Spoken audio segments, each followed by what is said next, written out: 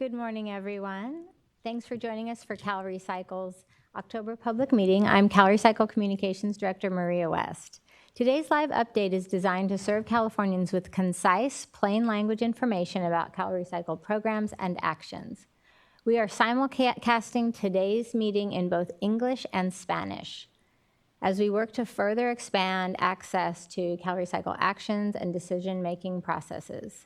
You can find a link to the Spanish broadcast by clicking on the orange meeting notice at the top of the calrecycle.ca.gov page. Then clicking on the broadcast link under meeting details. We welcome your feedback and as we continue to improve our public meetings. As a quick reminder, today you can submit a public comment in one of two ways. If you're here in person, you can use one of our meeting room microphones. If you're joining us remotely, you can submit a comment using the public comments portal. Just go to CalRecycle's homepage again, that's calrecycle.ca.gov, and click on the public meeting web banner at the top of the homepage. There you'll also find a link to today's agenda, the presentation slides, and our live webcast. We'll address public comments a little later. Our first agenda item today is the director's report. Director Rachel Mackey-Wagner joins us now with some important updates. Good morning, Rachel. Good morning, Maria, and good morning to all of you joining us in person and over the web. We are so pleased to be with you here in the middle of October to give you an update on much of the progress that we have on several important decision items that will be coming up before us this fall around our carpet stewardship program, our farmer sharp stewardship program, and in addition, giving you an update on what the legislature has passed in September and the governor signed in September, that we will start the implementation at the beginning of the year. We have so much going on here at CalRecycle and don't want to lose sight on the important mission that we have had over the last 30 years as we embark on the evolution towards a circular economy here in California. The first thing we're going to hear about today is an update on our debris removal program. And again, as I mentioned last month, very pleased to announce that our 2021 operation has successfully completed, and we are embarking on our 2022 operation. So a quick update on that, and then we will hear about the legislation that the governor signed in early September. And as we embark in 2023, we will be doing workshops and other meetings specifically on legislative implementation. So please stand by. Each month we will give updates on where we are on legislation and implementation and how you can engage in that process. The governor signed 14 bills in September directly related to CalRecycle's work. And so it is really important that our stakeholders engage with us as we begin that implementation process. Everything from the landmark SB 54, as that becomes law on January 1, we will be starting a public process in the early part of the year to engage in implementation on that, as well as some of the other pieces of legislation from the expansion and reforms to the bottle bill, to changes in our SABRAC program. So there is a lot going on here at CalRecycle. We are very excited to engage with all of you as we implement the new legislation, but maintain our very strong oversight and engagement on our existing mandates as well. Thank you so much, Maria. Thanks, Rachel. Survivors of California's most recent destructive wildfires are starting the recovery process with the help of CalRecycle and our partner agencies through the state's wildfire cleanup program. Since 2007, the program has helped over 23,000 families clear their properties of more than 7 million tons of dangerous ash and wildfire debris. Before we get an update on the current operations, here's a progress report from a Placer County family who joined the state-managed cleanup program 1 year ago. They have made incredible progress on their rebuilding.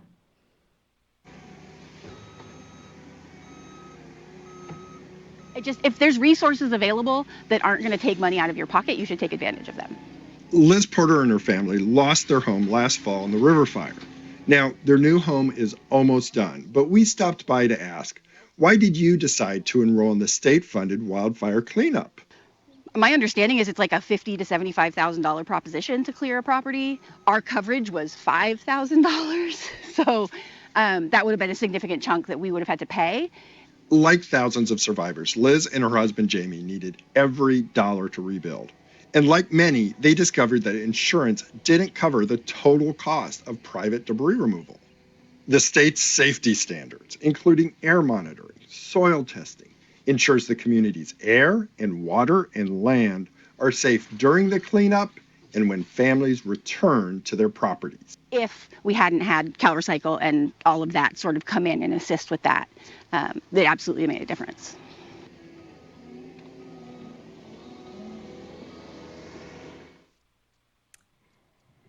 A special thank you to the Porter family for sharing their story with us. The state's program has no out-of-pocket costs to the survivors, so it actually helps them tremendously, even if they don't have any coverage. So now Deputy Director Tina Walker joins us with a status report on CalRecycle debris remover operations for this year. Good morning, Tina. Hi, Maria. Thank you. As Director Wagner mentioned, CalRecycle recently completed the 2021 Dixie Caldor debris removal operation with the return of over 2,000 parcels to their counties and owners for redevelopment. Yet the work continues as the Dedro team has been providing direct technical assistance to Mariposa County in support of their locally led Oak Fire disaster debris removal operation.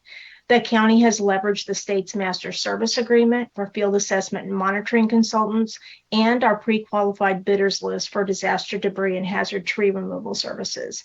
We'll be with them until the end of their operations, which is targeted for late November this year.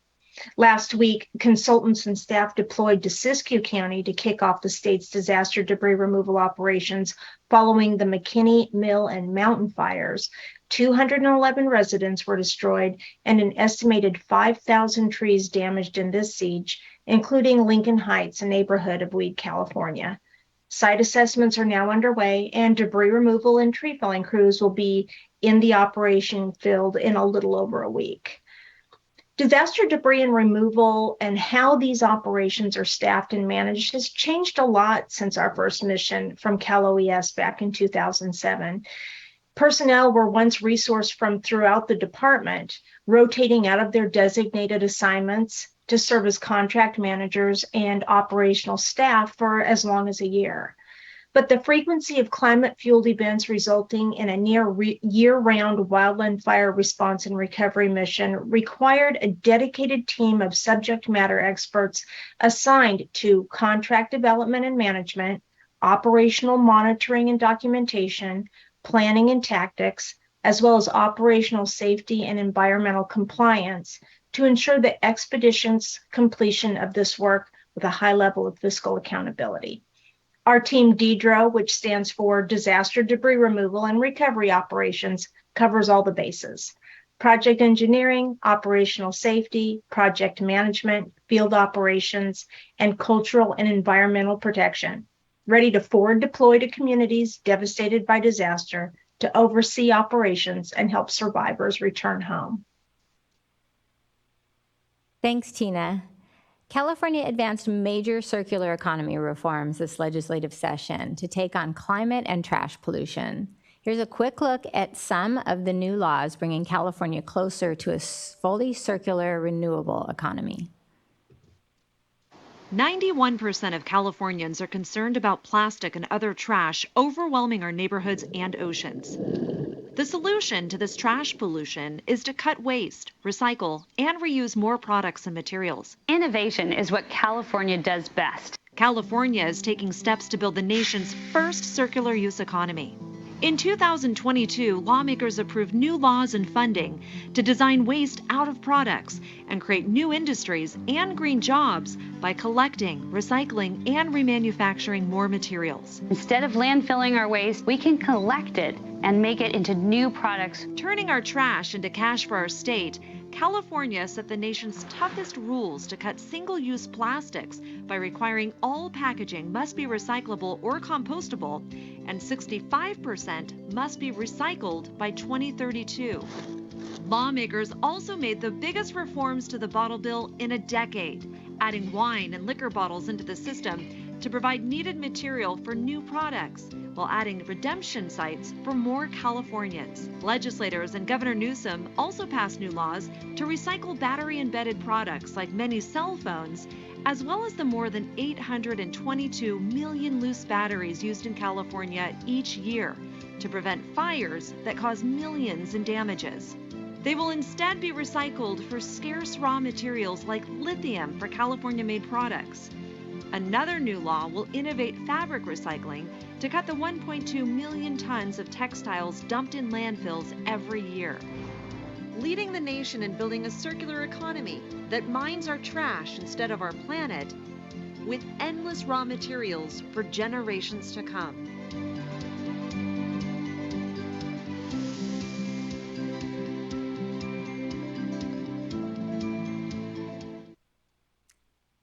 Deputy Director Aaron Rodriguez is joining us today in the Byron Chair Auditorium with some of the new laws passed by the legislature and signed by Governor Newsom. Good morning, Aaron.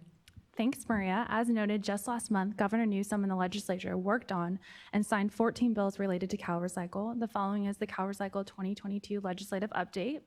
So we just heard SB 54, authored by Senator Allen, is a stewardship program for single-use packaging.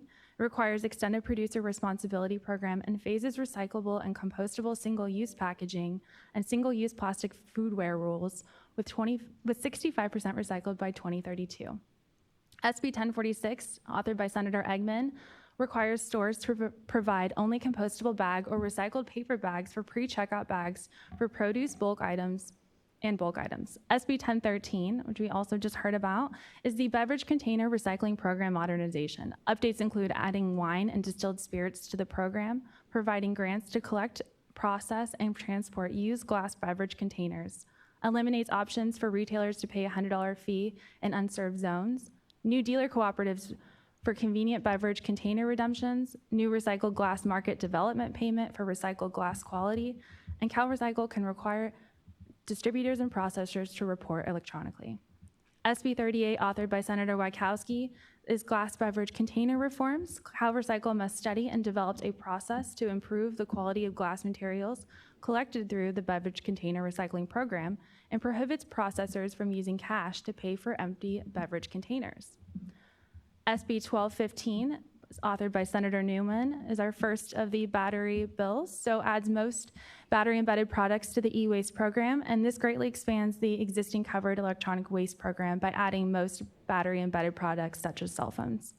The second is AB 2240, authored by Assemblymember Irwin, that creates a extended producer responsibility program to manage the safe collection and recycling of most loose batteries. CalRecycle and the Department of Toxic Substance Control will collaborate on oversight. SB 45, authored by Senator Portantino, directs CalRecycle to support local jurisdictions to meet organic waste reduction requirements established in SB 1383. AB 1985, authored by Assemblymember Robert Rivas, phases in SB 1383 rules for local governments to procure a population-based quantity of compost, mulch, or biogas, and extends exemptions for rural communities.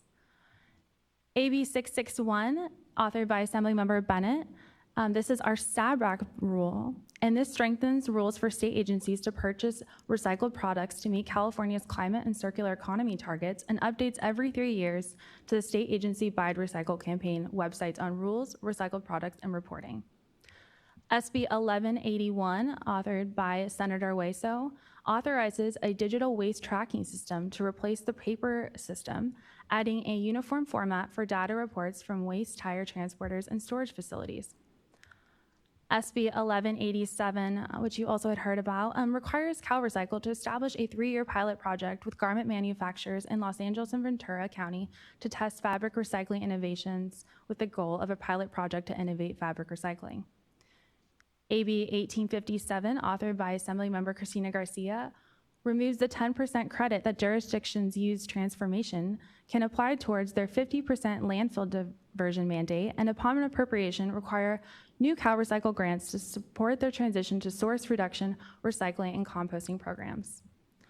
SB 978 by Senator McGuire formalizes CalRecycle's authority to pre-qualify debris removal contractors before wildfires start and develops a skilled workforce to help rebuild communities.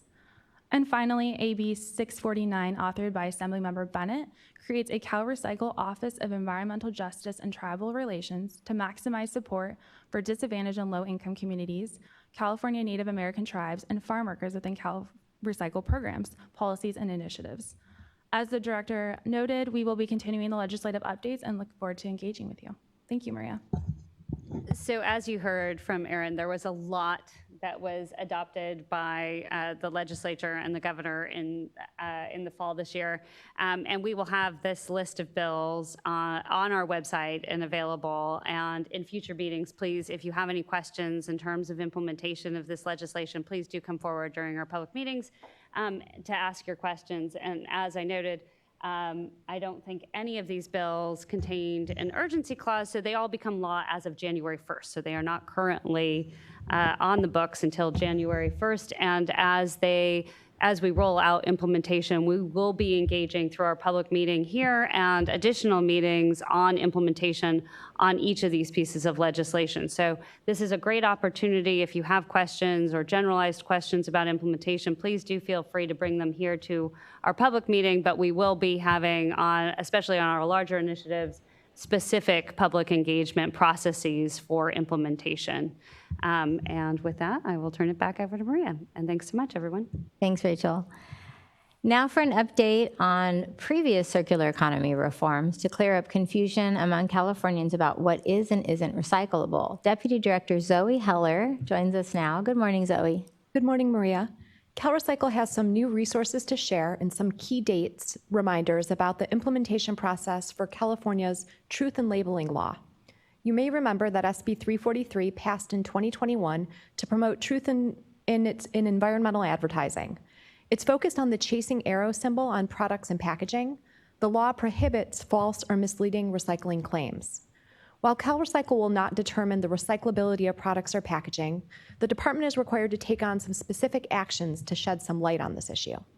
First, we're going to conduct a material characterization study to see what types of materials and contaminants are coming through select material processing facilities. Last month, I talked about the waste characterization study. So this study is different in that we're actually going to be sampling at material recovery facilities and transfer processors to get a better sense of how materials are being collected in these systems, separated and baled. And we will be publishing that information for you all to review. We're also going to be collecting new information on our recycling and disposal reporting system to identify recovered materials and pinpoint how they were collected from consumers. We will be publishing this information publicly as well, so that this information will be available for anyone that's interested in understanding how they can comply with 343. CalRecycle also just published a new SB 343 website, and I encourage you to take a look at it. It's incredibly helpful in understanding the various responsibilities of the department and others as it relates to 343, and includes some key dates and timelines and implementation information. And you can also sign up for the SB 343 Material Characterization Study listserv for notifications and upcoming contract solicitation. All right, so moving over to 1383, jurisdictions across the state continue to work hard and fully implement their food and yard waste collection programs for residents and businesses to continue to fight climate change.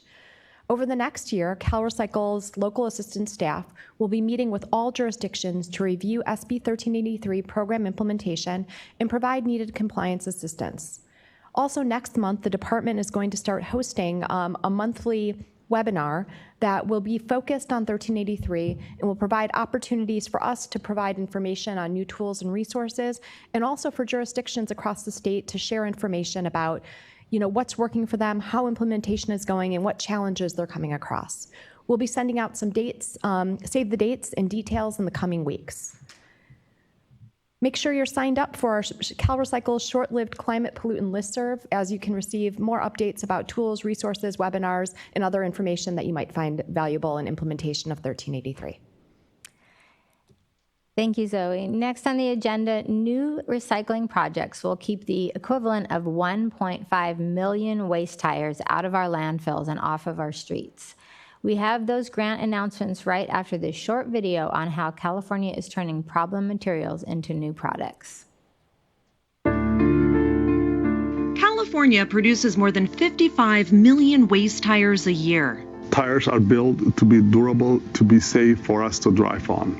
Up until a few decades ago, piles of illegally dumped tires polluted our state, sometimes catching fire, burning deep inside the pile. Because tires have such a low ability to transfer heat, once a tire gets hot enough to burn, it becomes difficult to cool down. In 1998, an employee clearing weeds at a property illegally storing about 7 million tires in San Joaquin County sparked one of the largest tire fires in our nation's history. Large plumes of toxic black smoke from the Tracy tire fire released dangerous chemicals like cyanide and carbon monoxide while it burned for more than 2 years. It was really a wake-up call to California that something had to be done. California strengthened its decade-old Tire Recycling Act in 2000 to put waste tires to better use. Our role is to find new ways to recycle tires to prevent them being illegally dumped or tossed into landfills. California now tracks the storage and movement of used tires and supports recycling and market development to encourage the use of products made from recycled tires. CalRecycle has a lot of tire-derived product. We have an online catalog which shows what a waste tire can become. CalRecycle's Tire Incentive Program provides financial incentives to eligible manufacturers that make new products from old tires. Two of the products that my team promotes include rubberized asphalt concrete, rag, and tire-derived aggregate TDA. TDA, used as vibration mitigation under light rail, has saved the state millions of dollars while it absorbs sound and allows for a smoother ride through neighborhoods. With TDA, you are actually solving engineering problems. Rubberized asphalt concrete blends recycled tires and asphalt to create a more cost-effective, durable, and environmentally friendly alternative to traditional paving materials. Other tire-derived products use ground-up recycled tires mixed with other materials to create products like flooring, roofing, traffic control devices, and pathways. In a lot of ways, waste tire products can outperform conventional material, and also it could save money. In 2021, these innovative solutions helped California recycle more than 19 million waste tires, or about 35%, into new recycled products.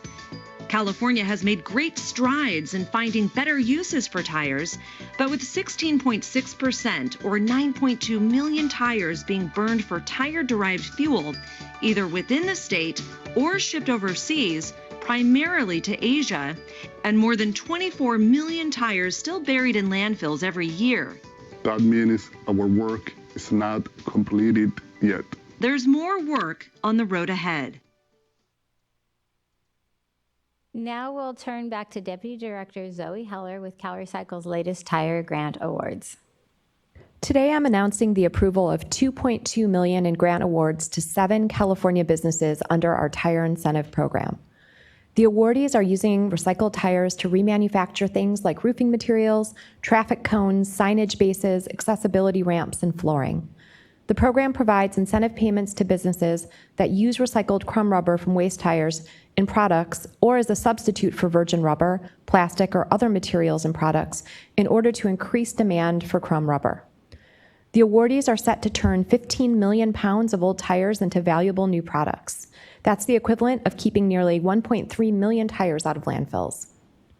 We're also awarding $184,000 from CalRecycle's Tire-Derived Aggregate Grant Program to landfill gas collection projects in Riverside County.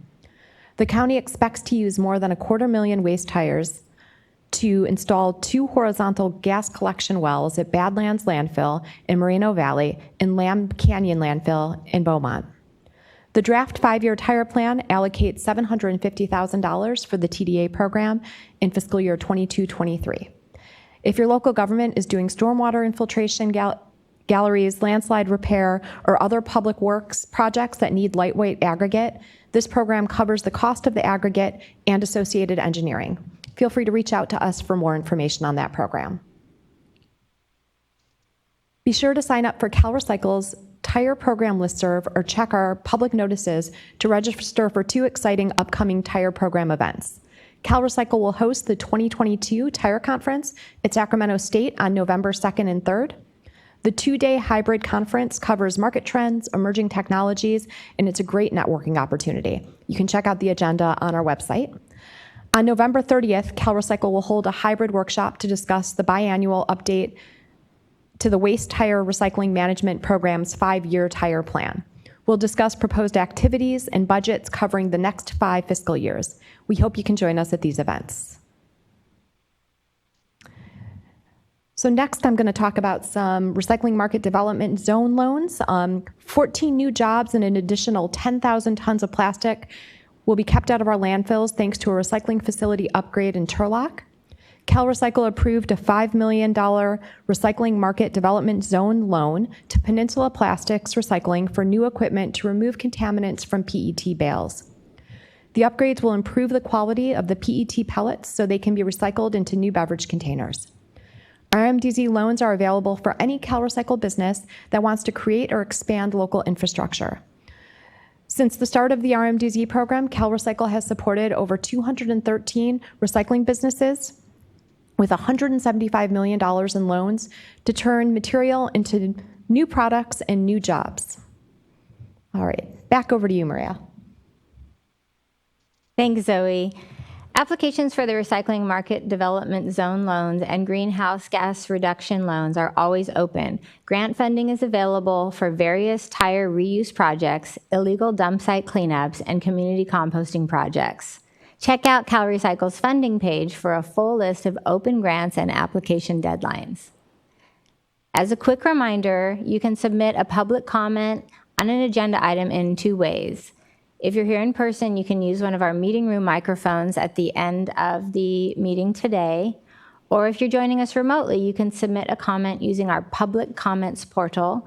Just go to CalRecycle's homepage at calrecycle.ca.gov and click on the public meeting web banner at the top of that homepage. There you'll find a link to today's agenda, the presentation slides, and our live webcast. We'll address public comments a little later. Next on the agenda, new updates on the rollout of the state's latest stewardship program for sharps and pharmaceuticals, and new data from California's Carpet Stewardship Organization. Deputy Director Zoe Heller is here again for those items. Today we have 5 items relating to the Pharmaceutical and Sharps Waste Stewardship Program for the Director's consideration, 1 annual report and 4 annual program budgets. Staff are recommending approval of Ultimed's 2021 annual report.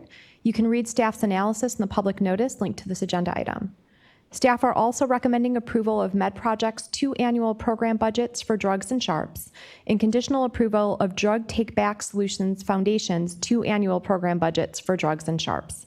Analysis on those items are also linked to the public notice. Please subscribe to CalRecycle's Pharmaceutical and Sharps listserv to receive updates. Now turning to California's Carpet Stewardship Program. Carpet America Recovery Effort, or CARE, is the stewardship organization for California's carpet industry.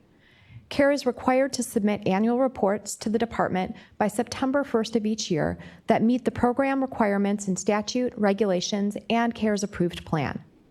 Here are some of the key metrics from CARE's 2021 annual report, which highlight CARE met its recycling rate and recyclability goals, increased program convenience and collection, reduced disposal, and increased the number of post-consumer products in the marketplace, post-consumer carpet products in the marketplace, to be more specific. Staff determined that CARE did not demonstrate that it met the required 2021 goals for recycled output, reuse, processor capacity, and 1 of the 3 convenience goals. Additionally, CARE's 2021 annual report did not include other required information, such as samples of educational materials. Analysis on this item is linked on the public notice. This item will now go to the director for her consideration. I'd also like to mention that CalRecycle is currently reviewing CARE's 2023 to 2027 stewardship plan for compliance with statutory and regulatory requirements. A decision of approval, conditional approval, or disapproval must be made by November 21st, 2022. Next steps, including how to provide comments on staff's analysis of CARE's 2023 to 2027 plan prior to CalRecycle's decision, will be communicated through CalRecycle's Carpet Stewardship webpage and listserv, as well as November's monthly public meeting agenda. And there will be opportunity to provide public comment at that meeting if you would like. Thank you, Zoe. California's cities and counties are responsible for implementing local programs to use less, recycle more, and meet state requirements to achieve our shared climate and circular economy goals. CalRecycle is responsible for overseeing how well jurisdictions are implementing these programs. CalRecycle staff does this by conducting site visits, analyzing documentation, and through visits and reviews to jurisdictions' annual reports, which include disposal information and self-assessments of their programs.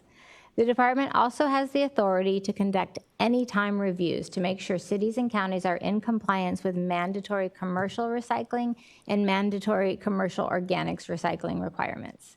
Deputy Director Zoe Heller has the results of CalRecycle's latest local compliance reviews.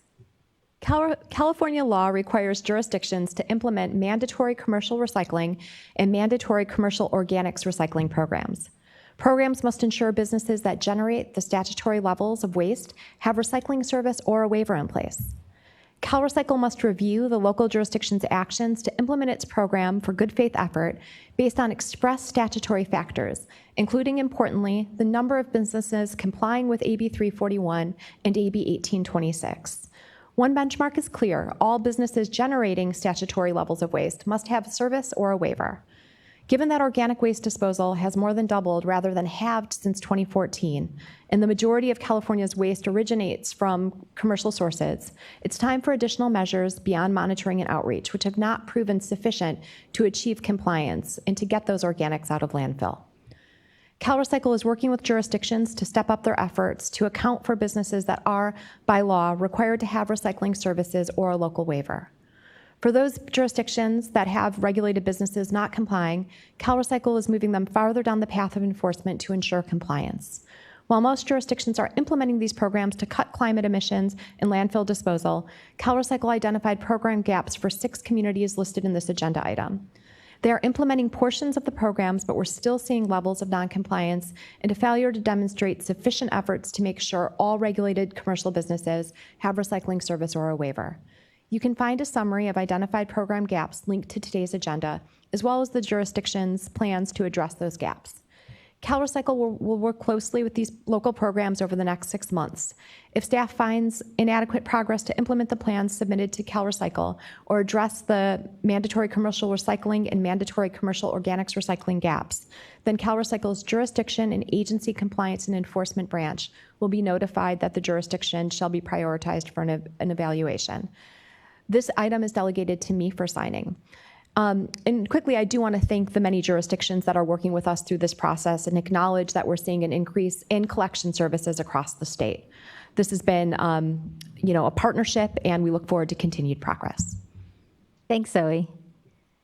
Moving on now to our pending solid waste and tire facilities permits. Check out this quick video to see how California facility standards help keep our communities safe.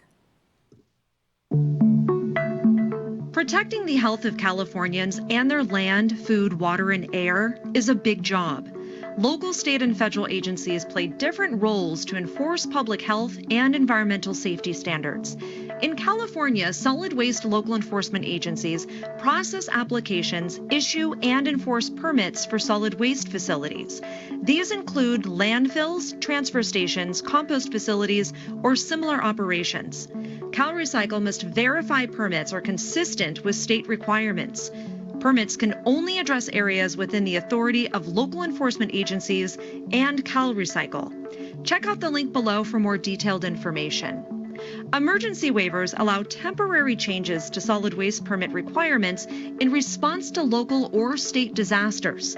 Local enforcement agencies may approve the waivers, which are good for up to 120 days and may be extended. CalRecycle must review approved waivers and can condition, limit, suspend, or terminate them. Check out the link for more detailed information. For waste tire facilities, CalRecycle processes applications, issues and enforces waste tire permits. These include requirements to make sure tires are stored and processed in a way that reduces potential threats from fire and disease-carrying vectors like mosquitoes. Check out the link for more detailed information. CalRecycle is committed to protecting public health and safety by ensuring that California's waste regulations are followed. Paulina Lawrence joins us now with a statewide update on facility permits. Thank you, Maria. First off, I'll start with those solid waste facility permit action items that were concurred on or issued by the department since last month's public meeting. The department concurred on September 30th, 2022, a new solid waste facilities permit for Recology, Sonoma, Marin. The facility is located at 2543 Petaluma Boulevard in Sonoma County. Permit action needed date was October 8th, 2022. Also on September 30th, 2022, the department concurred on a revised solid waste facilities permit for Athens Sun Valley Material Recovery Facility and Transfer Station. This facility is located at 11121 Pendleton Street in the city of Los Angeles. Permit action needed date was October 14th, 2022. Continuing on the agenda is Lincoln Tire West LLC, located at 7150 Patterson Pass Road, Unit C in Alameda County. This is a new major waste tire facility permit. Action is needed February 25th, 2023. Also continuing on the agenda is Agroman Lamora, Commercial Organics Processing Operations. This facility is located at South Terminus of Edwards Ranch Road in Ventura County. This is a new solid waste facilities permit. Action is needed November 7th, 2022. Additionally, Badlands Sanitary Landfill, located at 31125 Ironwood Road in Moreno Valley. This is in Riverside County. This is a revised solid waste facilities permit. Action is needed November 13th, 2022. And then also continuing on the on the agenda is Certified Blue Recycling, located at 2075 Williams Street in Alameda County. This is a new solid waste facilities permit. Action is needed November 14th, 2022. Now, new to the agenda, but not on this particular agenda, is Recology Yuba Sutter Integrated Waste Management Recovery Facility, located at 3001 North Levy Road. This is in Marysville. This is in Yuba County. It's a revised solid waste facilities permit. Action is needed December 10th, 2022. Preliminary review of the permit package indicates the following proposed change: increase in the total permitted area from 7.1 acres to 41.86 acres, also updating the report of facility information. The department did receive 3 emergency waivers since the September public meeting. These, the first 2 are in Merced County. This is for Highway 59 landfill. On October 3rd, 2022, the Merced County Division of Environmental Health granted an emergency waiver of the permitted daily tonnage of 2,200 tons per day until January 31st, 2023, due to the emergency resulting from the Oak Fire. Additionally, in Merced County, Billy Wright disposal site was also granted by the Merced County Division of Environmental Health, otherwise the LEA, on October 3rd, 2022. This emergency waiver was for also the permitted daily tonnage of 1,500 tons per day until January 31st, 2023. This is also due to the emergency resulting from the Oak Fire.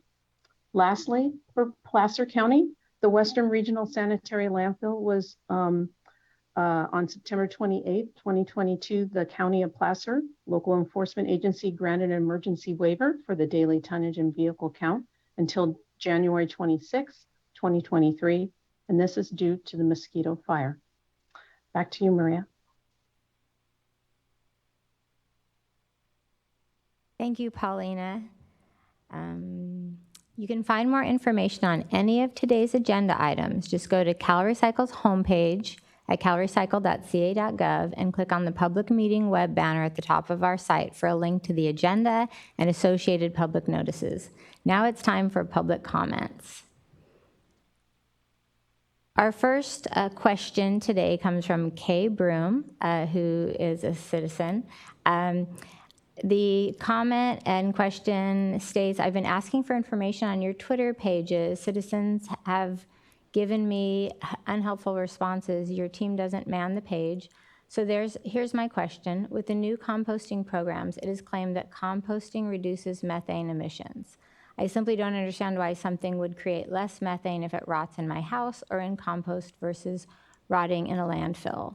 I understand compost is useful, but how does the location where the food rots change the methane released? I'm mold allergic. It's easy to put food in a compost container, but if I'm possibly harming my health, I want to know this is actually helping methane levels. I normally keep my bins covered with the trash bag folded over. There are teeny holes in the compost container I was given. Also, if I decide I don't want it, do you want me to just recycle? I try to reduce plastic waste. I will answer the first portion, the comment portion, and that's regarding our Twitter page. So it's very important to us that Californians feel heard and responded to. We do respond to our Twitter page, and we do have someone who's dedicated on social media. It appears that we haven't had any direct messages or direct comments about this issue on our Twitter page until this morning, and I've alerted someone to make sure they respond to that comment. Additionally, I've been told we are not monitoring anyone who's tagging us and responding, but I've directed my staff as a communications director to do that going forward. Excellent, and we always appreciate the input, and if there is something that you feel like you would like more information about, this is a great place to ask for it, and we're happy to add that to our social media as well as our website. This is a question I actually get a lot of, so I kind of wanted to jump in on this. How are we fighting climate change by moving our organic waste from landfills to our green waste bins?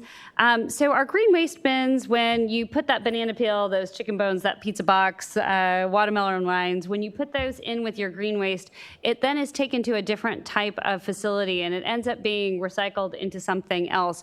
By composting the organic waste, the green waste, or by putting it through anaerobic digestion or co-digestion, depending on the plant, you are actually controlling the type of emissions, one, that are created, and two, are more easily captured. So we will be able to reduce our overall methane emissions significantly when we reach that 75% reduction. So what our goal in statute in the law is to remove 75% of the organic waste that we put in landfills and then put it through a form of recycling, anaerobic digestion, co-digestion, compost. These are all forms of recycling that then go back to feeding the planet. Compost is one of my favorite things. I see one of our major actually several of our major compost advocates here in the auditorium with us today. Compost and healthy soil is one of my favorite things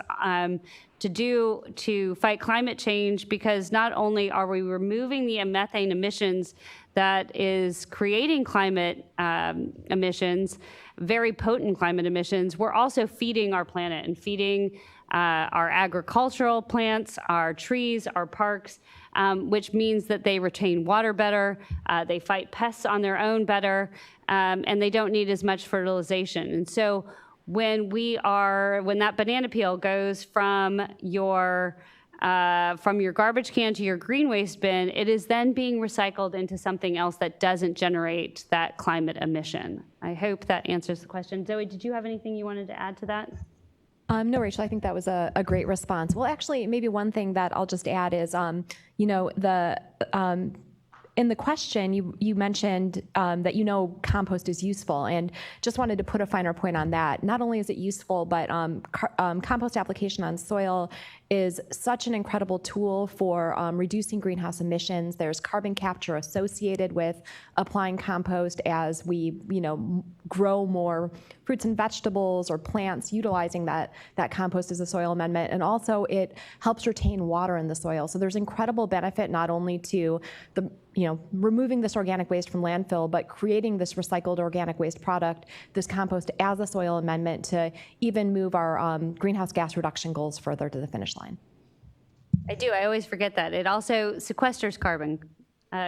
Compost is amazing. It not only will we not be creating those climate emissions, we will actually be removing climate emissions from the atmosphere when we create the compost. So it is I always say it's not a 2 for or a 3 for, it's a 4 or 5 for what we get out of organic waste recycling. It's a really exciting opportunity here in California as we implement our SB 1383 mandates. We see this as an opportunity to really have California lead on climate emissions reductions.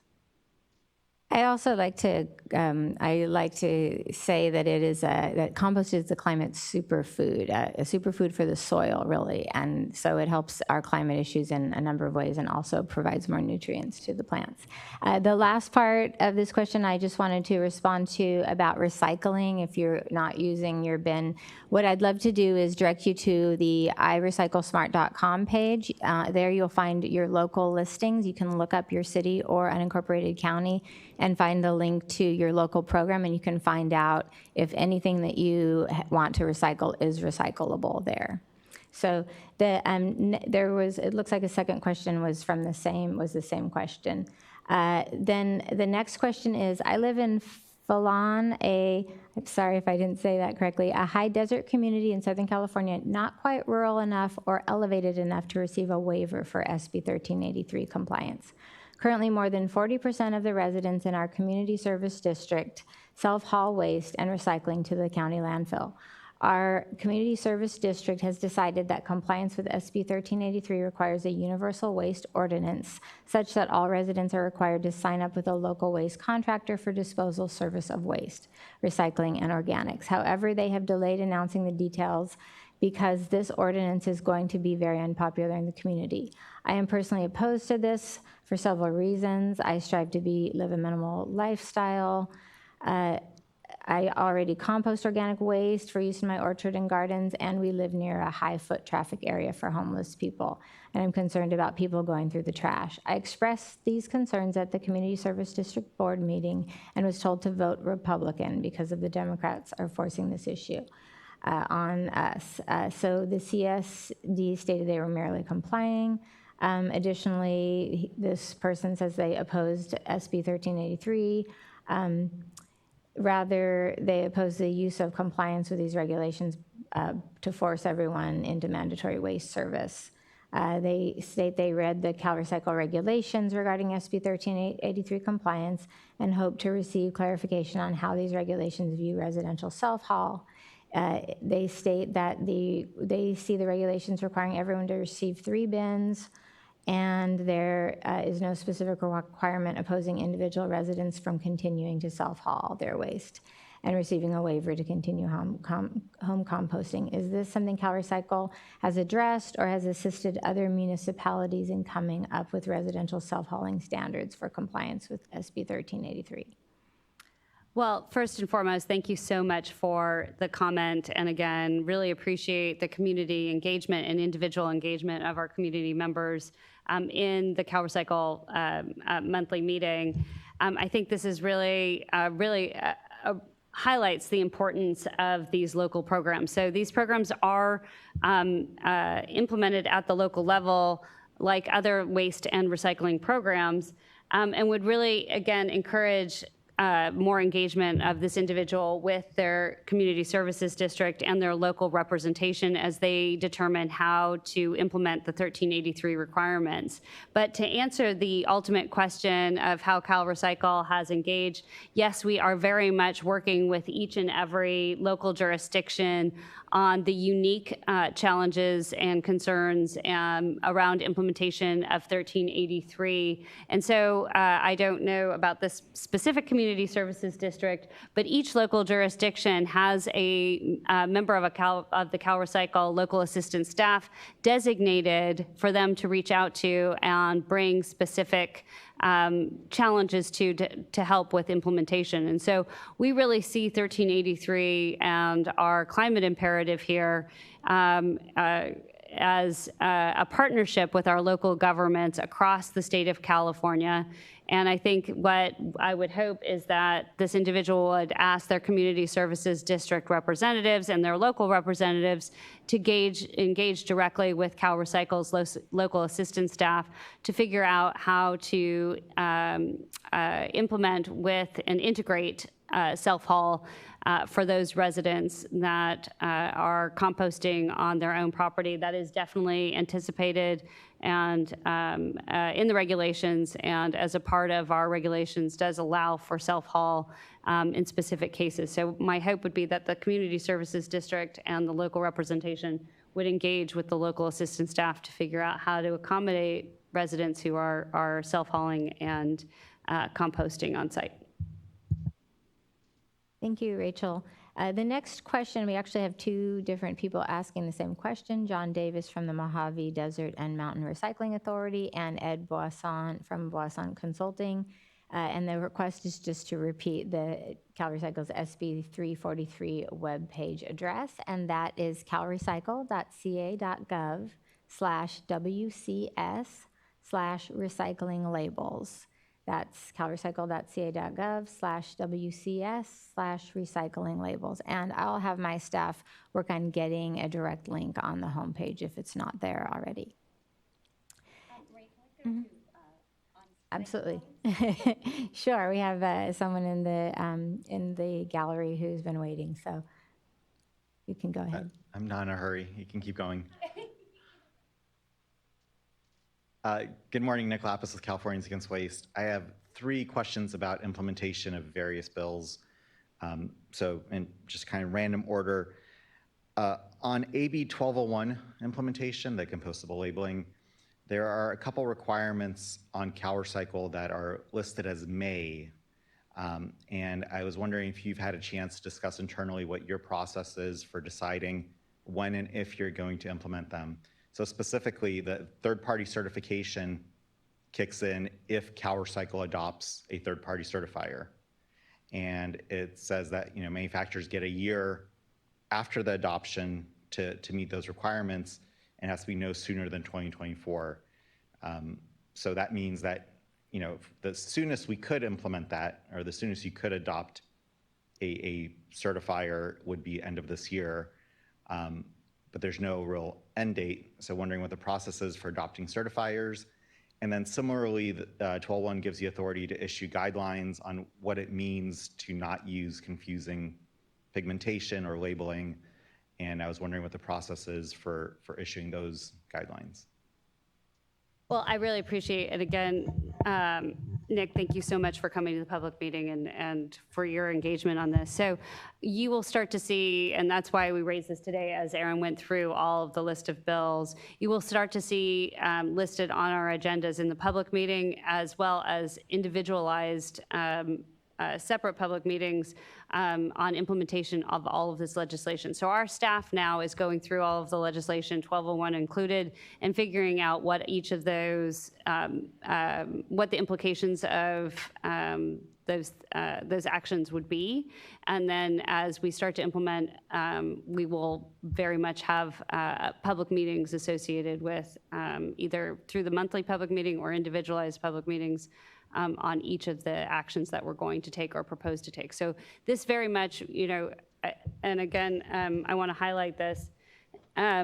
with the legislation that has passed over the last couple of years, not just this year is a banner year, but over the last couple of years relating to solid waste management, recycling, et cetera, we are evolving into a circular economy here in California, and that is a partnership and a cultural change between the state, local governments, our federal partners, and then all of our residents here in the state of California. And I look to you in the NGO community as really being representatives and stakeholders of the residents here in California. So we have been really talking about how do we develop a public process so as we are implementing each of these pieces of legislation, that public engagement is maximized, because these are huge evolutionary pieces. Any one of these pieces of legislation would have been a huge change in how we look at and manage our solid waste in California, but in totality, they are developing an entire new system for the state of California. And so for us here at CalRecycle, the public engagement component will be absolutely critical to making sure that this is something that works for our residents and our stakeholders as well. So again, as we embark on January 1st, look after January 1st for some calendars for some public engagement on all of this legislation. Just a minor note that 1201 was passed last year. Last year? Oh, shoot. Maybe go on to a couple other questions. One, it's kind of tricky on 1985 implementation. So that's the procurement bill. So it delays, and we were co-sponsors of that bill, it delays the procurement mandate on jurisdictions, but it technically doesn't go into effect until January 1st because of any statute. Some people have been asking about what that means for this year and are local governments out of compliance for this year, or how does that work? And I genuinely didn't know what the answer to that question was. So I was hoping you could clarify. So this is, with 1383 implementation, and SB 619 was a huge indication of the challenge the last couple of years has been for local governments with the new procurement requirements. And as we've said in implementation of 1383 from the very beginning, we're really not looking to catch local governments out of compliance. We're trying to figure out as a state how we all get into compliance.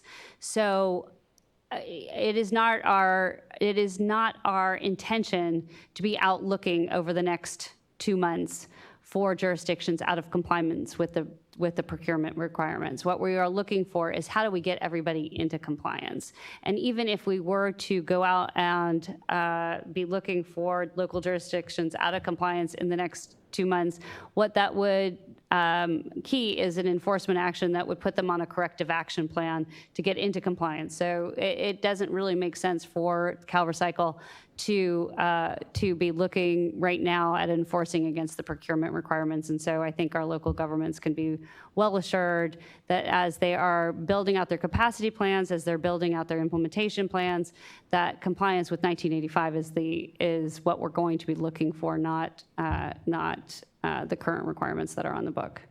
I think it'd be really helpful if you all could send an email with that clarification, maybe at least to the local government listserv you have, because I think it's just, that seemed like the obvious answer, but I think it'd be helpful if it were in writing somewhere. In writing somewhere. So I think, again, as local governments have these questions, I really do want to encourage all of our local government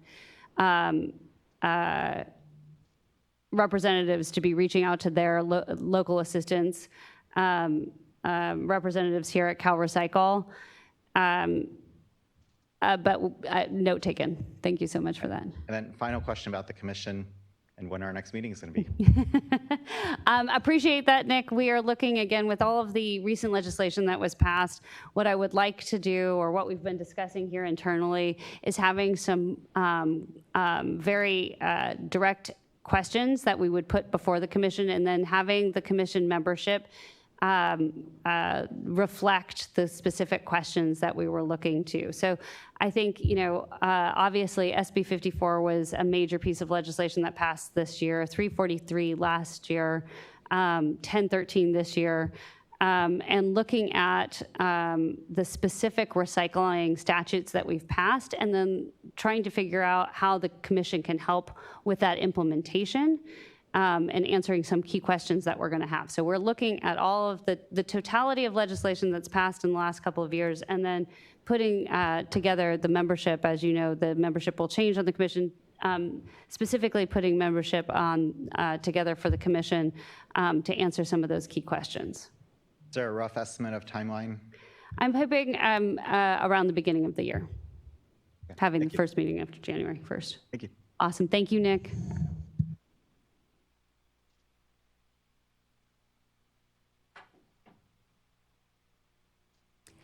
So I'd like to, Yeah, Nick, and thank you for your question on 1201. And just quickly to provide a couple updates, we are looking internally right now as to how we can get that study done, because that's the first thing on our list as far as ensuring we're implementing correctly. So, or implementing in general. So we're working towards that, and we'll have some updates in the coming months on what our strategy is there.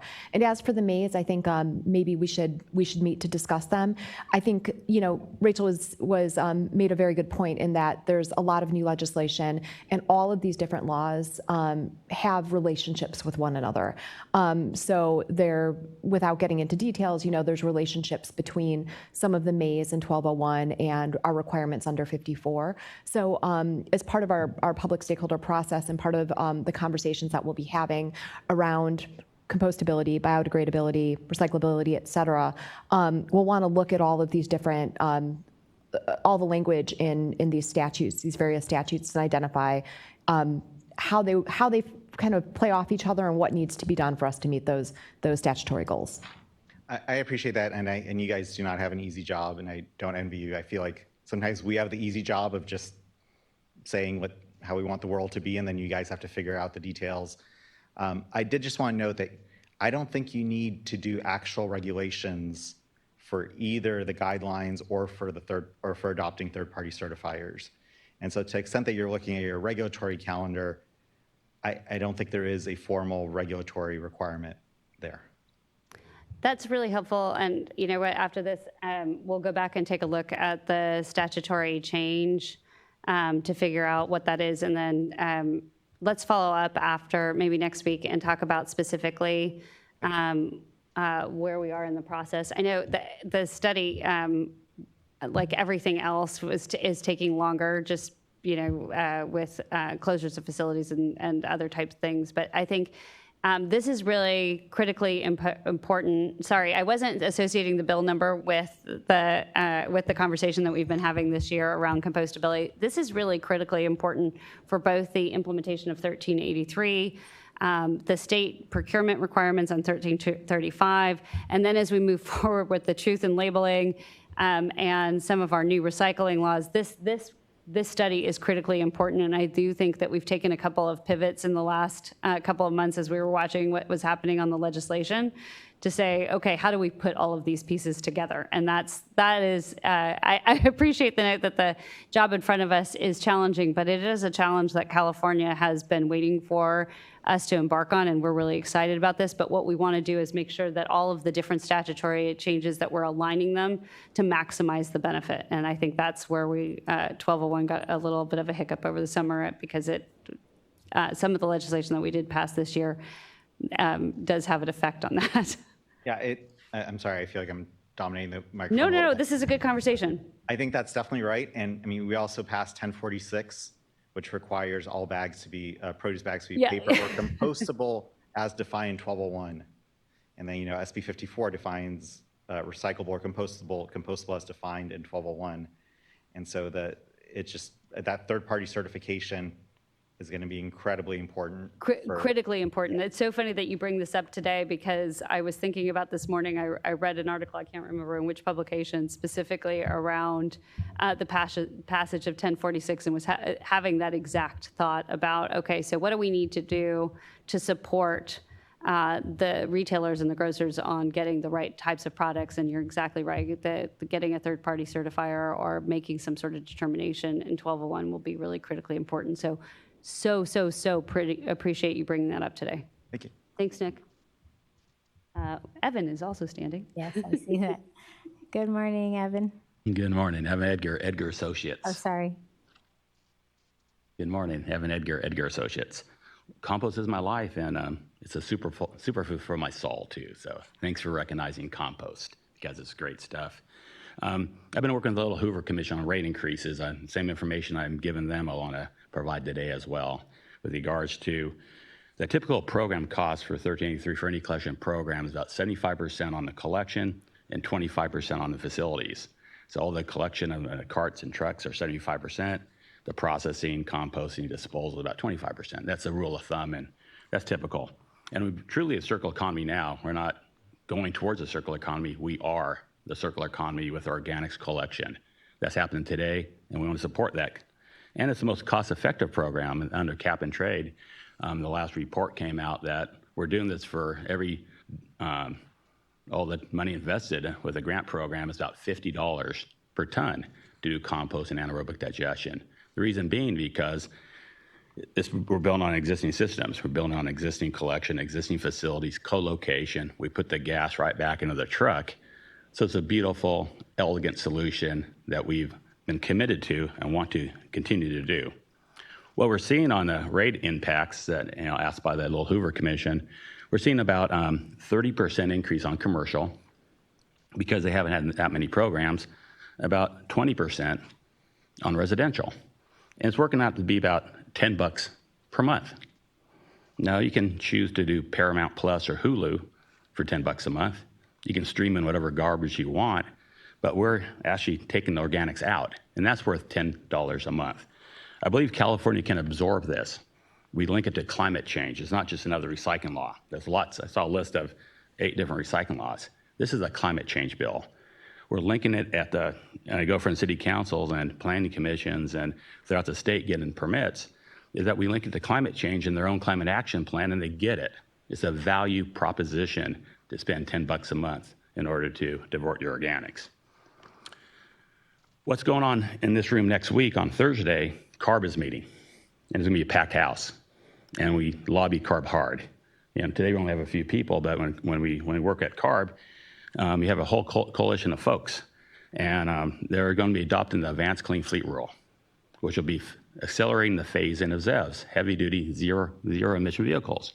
And they're going to do it, regardless of all the lobbying, the coalition building, everything we're doing, full steam ahead. And that is definitely going to disrupt the circular economy we have today with in-state RNG fueling the trucks. We're going towards a global linear economy, really disruptive. And you know what? We're going to mine the planet.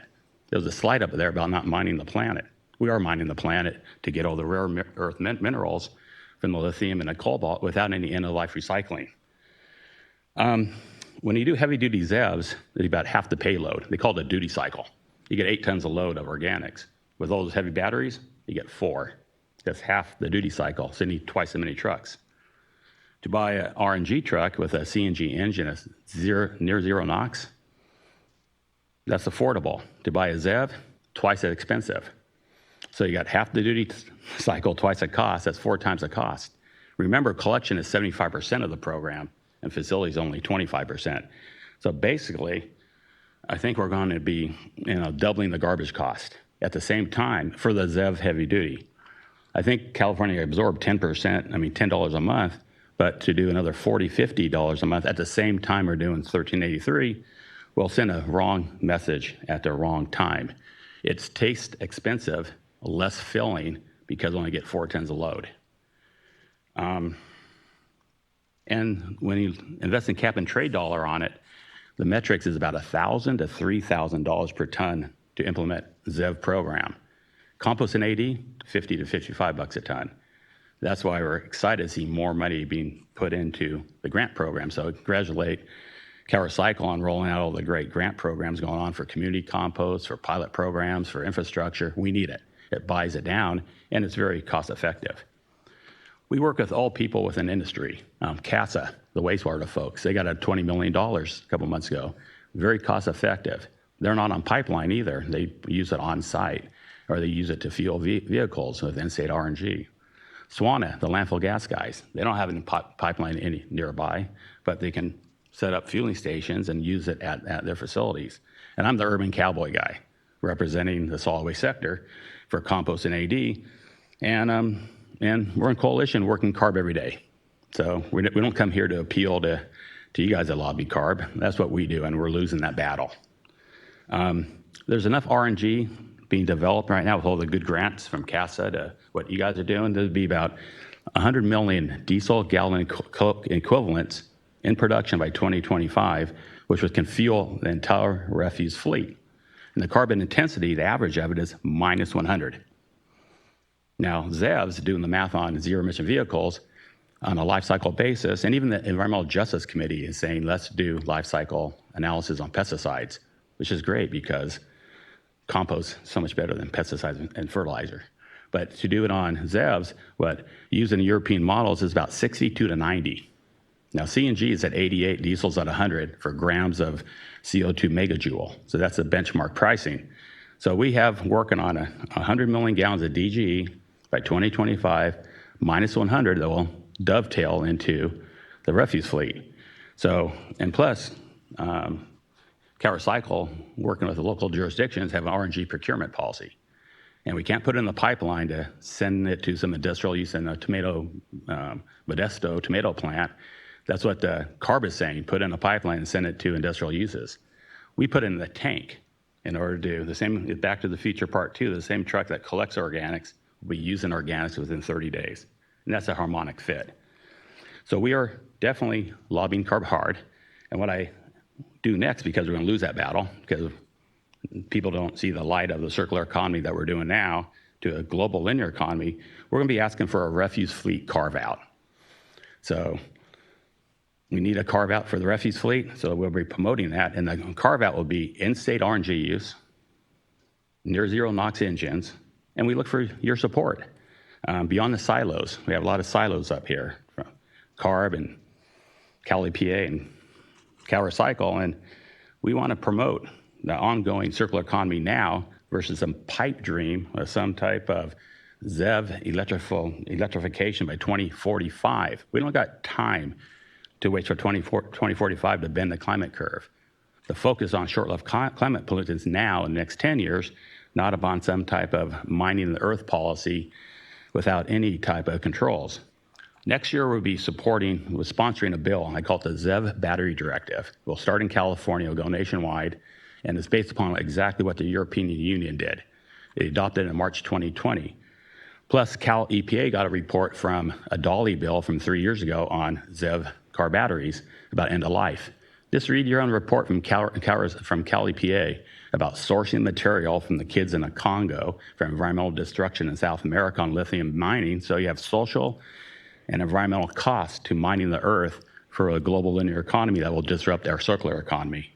So with this bill next year, we do three things. One, we're going to source it responsibly, and everybody should support that. But I've been in front of the Environmental Justice Committee at CARB for the last 8 months, and I get crickets. I give them information from the UN, Amnesty International, CalEPA, real data about impacting real people in these countries. Not a word. This is Environmental Justice Committee. When I'm asking for environmental justice for all, and nobody wants to step up to discuss that. So that's why we got to sponsor a bill next year, because I think that's a no-brainer. That crickets. Second thing is carbon intensity life cycle. That's the one thing that EJAC stepped up on to the report to the scoping plan, which would be adopted by the end of the year. They talk about carbon intensity, the life cycle, and the math I'm doing is about 62 to 90. So it's not zero emission vehicles. Zero emission vehicles are not zero, not at all. They're impacting other communities with leakage of the carbon footprint to other nations, and that's wrong. The scoping plan says don't do leakage. We got leakage every place. The cows are leaving California even. All types of things are going on with shifting our carbon footprint to other nations, and the scoping plan says you shouldn't do it. They do it anyway, so I'm proud of EJAC to recognize that we do life cycles on batteries because they're 62 to 90 on a carbon scale. I'm minus 100 in the circular economy. It should be a no-brainer, but we have to fight hard for this regardless. It's not an easy job here, there, or the industry that we're putting millions of dollars on the line to build these facilities. And the third thing, which should be endorsed by CalRecycle, is end-of-life battery. The Dolly report from CalEPA spells it all out. It's all there for us. So I would hope CalRecycle would support end-of-life recycling for ZEV batteries because a mine is a terrible thing to waste. We don't have to mine the world when we can mine a landfill and feed a tank with in-state RNG at -100. I heard circular economy about 30 times in this presentation today. I'm it. We're doing it every day with RNG and organics. Do not disrupt us for a ZEV economy. Thank you. Evan, thank you so much, as usual, for your thoughtful comments. We always appreciate your participation. And we do, as you also heard us acknowledge, the importance of the composting industry and what's been built here in California, and really the necessary expansion of the composting industry across the state of California, and doing it in a way that it really does truly serve California communities, and been a long proponent of managing our waste stream here in the state of California, and doing it in a way that is responsible and is actually a resource for our community. So that as we build the circular economy, we'll make it 31 times, as we build it, we are looking at how do we do it without creating new environmental harms and to truly bring that benefit back to the communities of the state of California. So thank you for your comments. And I was going to say there's also a similar question from Charles Chuck White from Manette, Phelps, and Phillips, and he's just asking about the status of CalRecycle's interaction with CARB to maintain the production of RNG from organic waste. And he states that it seems the focus of CARB appears to be electrification to the potential detriment of RNG to produce LCFS fuel. So he also asked the same question for CARB's ACC2 regulation for automotive fuel, and he makes a statement about CARB's fleet rulemakings and asks CalRecycle to strongly support the production of RNG for vehicle fuel under LCFS.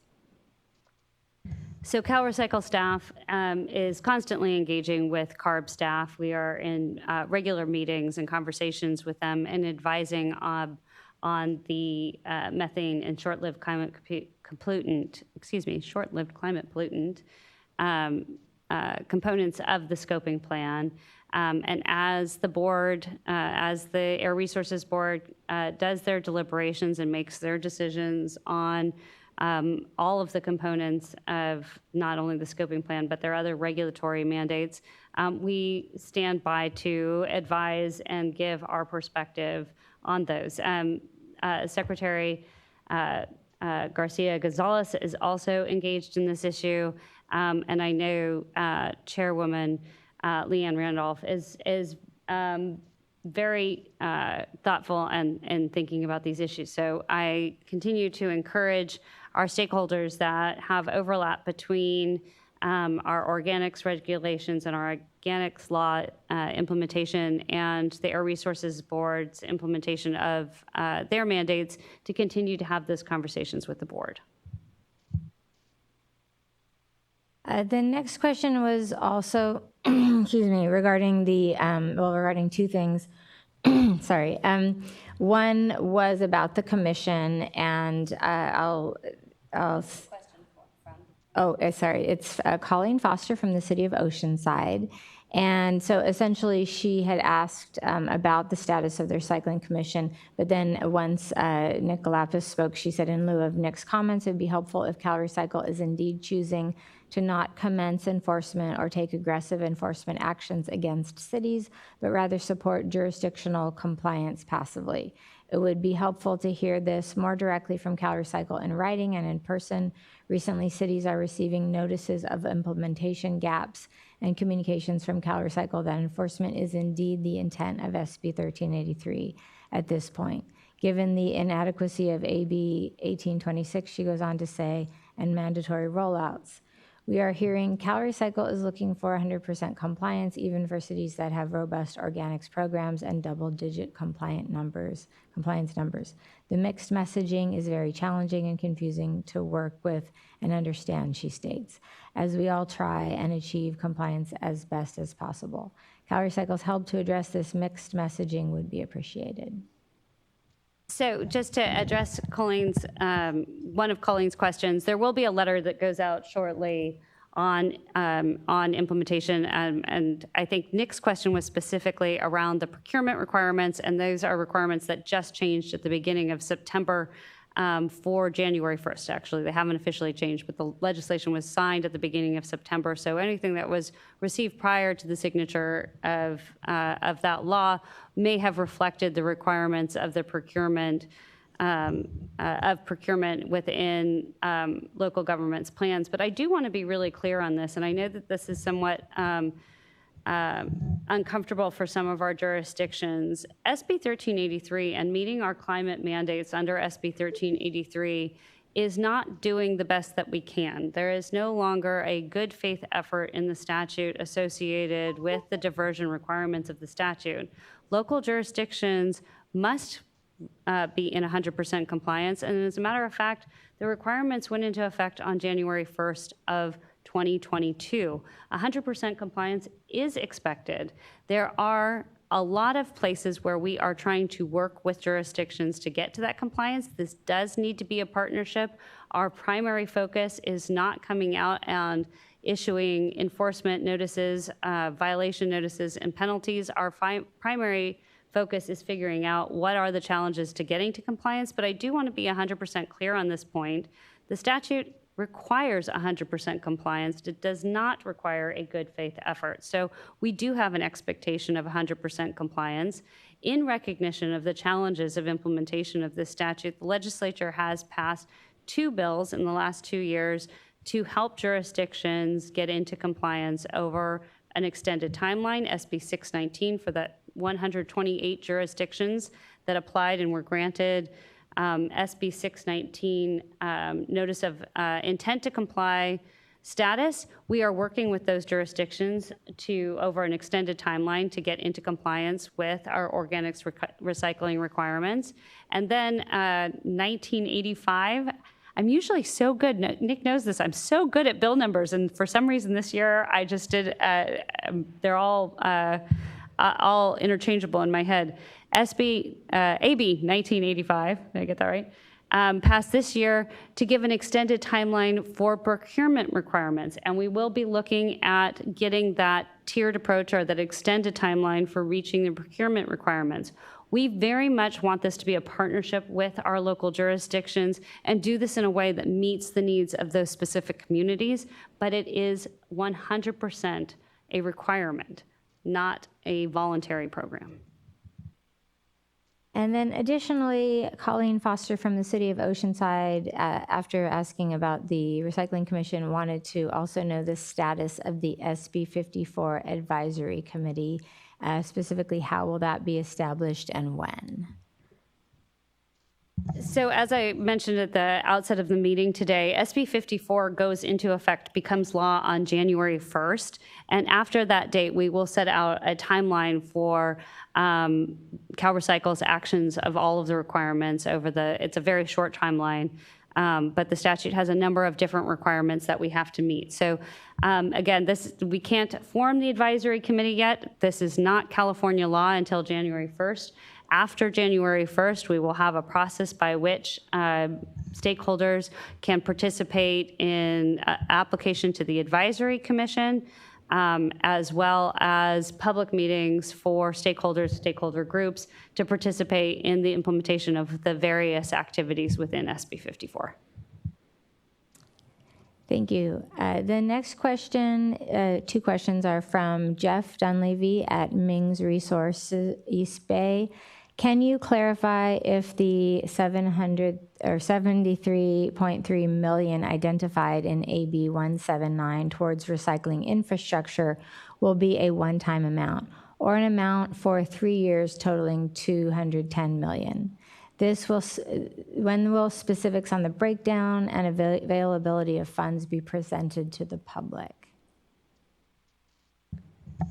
There is a response. I don't know. Do you want me to answer it? There's a response that our subject matter expert. Oh, hi, Amy. Yeah, that's great. There's Amy. Actually, I'd like to take this one. So, Jeff, thank you so much for your comment. The department is working through implementation of the overall budget for CalRecycle, and SB 179 had a number of new grants in it. Specifically, I think he was asking about the PMDP payments, or was he asking, Maria, about the grants overall?